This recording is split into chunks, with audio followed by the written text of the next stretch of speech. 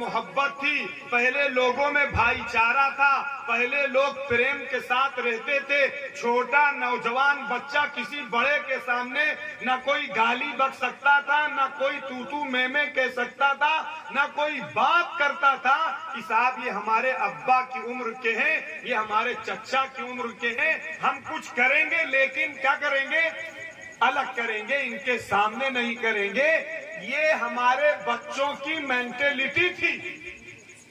लेकिन आज क्या हो रहा है, आज जानते हैं, शर्म आती कहते हुए कि आज नौजवान बच्चों के हाथ से माओं पर और बापों पर वो जुल्म हो रहा है जिस जुल्म को बयान नहीं किया जा सकता।